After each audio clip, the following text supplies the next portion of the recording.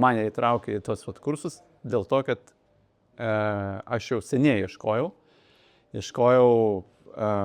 mūsų kaimininėse šalyse, Latvijoje, net Estijoje, Lenkijoje radau ir praktiškai buvau jau vos nenusprendęs nuvykti, nes ten neatsimenu kurioje vietoje, tačiau keletai dienų, savaitė buvo tokie kursai ir taip gavosi, kad tais metais dar nenusprendžiau ir jau sekančiais, vat kaip jūs parašėte, tai jau tada jau, wow, ta prasme, čia organizuojam kursus, pas mane dar yra kolega, irgi dalyvauja amateur lenktynėse, tai jis sakė, super kaina, varyk. Ir aš iš karto, ta prasme, nedvėjodamas, pasirašiau, nes jūs tada atsiuntėt programą, kur vyksta kursai, mokymai, tai mes irgi su kolegai vertinom, sako, bus, tada buvo, jis parašėt, kad tas Šaudivry bus, kad bus Nemunės žiedų, tai sakė, iš karto sakė, labai gera kaina, iš karto varyk.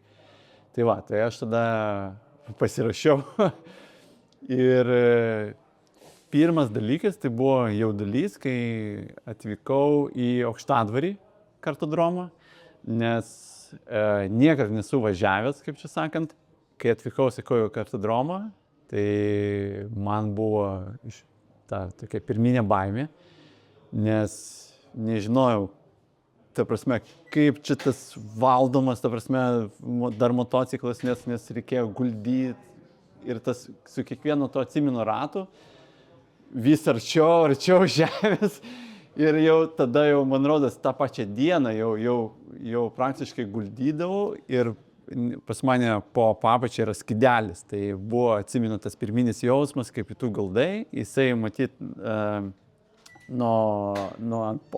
ypatingai ant posūkio prie žemės prisispausdavo ir tas skidelį brūžina. Tai buvo toksai adrenalinas, aišku, ir toks smagus pojūtis.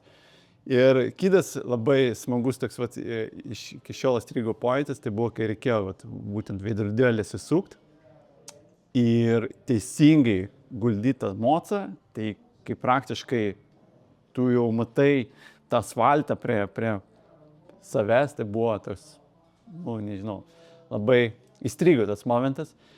Tai va, o patys mokymai, tai labai buvo įspūdingi, nes labai daug faktų man paaiškėjo būtent kaip įvažiuoti į motociklą, kada pradėti stabdymą, tada kaip po stabdymo palaikyti reikėdavo tą gazą, kad nepilnai atleisti, kaip čia sakant, gazą, nes tada jau praktiškai tų emocijų jau nebevaldai. O tokie detalės man to praktiškai ir reikėjo. Ko ieškodavau, tam praktiškai žiūrėdavau YouTube'as ir panašiai, to aš nesuradau, bet būtent per tos mokymus aš atradau to, ką man reikėjo. Tas detalės, kaip kūnas turėjo būti emocija, tas kūno valdymas, kelio išnešimas. Tos detalės, tos visos reikalingos, man to ir būtent reikėjo. Tai iš Nemuno žiedų, kai jau ten visą tą praktiką, ką mes patyrėm kartodrome, pernešėm jau tokį greitesnį treką, ten irgi, sakyčiau, buvo baimė šiek tiek, nes ten jau greitis.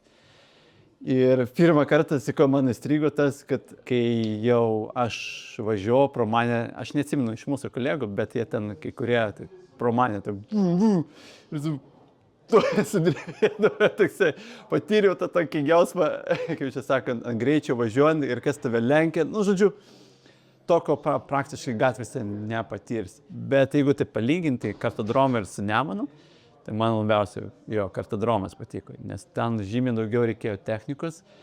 Kas liečia instruktorių, tai man patiko tas visas organizuotumas, nes kiekvieną kartą po to, kaip čia sakant, sesijos mūsų, mes aptarinėdavom klaidas, ką reikėjo patobulinti, kaip reikia važiuoti, kokios buvo klaidos, visi tie aptarimai vyko ir tas irgi labai buvo smagu, nes tas buvo ir asmeninis dėmesys. Jeigu kažko nežinai, prieini paklausi. Atitinka lūkesčių, žodžiu, taip norėjau pasakyti. Viskas atitiko lūkesčių. Kitas dalykas, community pats. Tai bendruomenė susirinko tokie, kur tikrai norėjo būtent išmokti. bendraujantys, smagus. Tai dabar pats jaučiuosi žymiai stabiliau.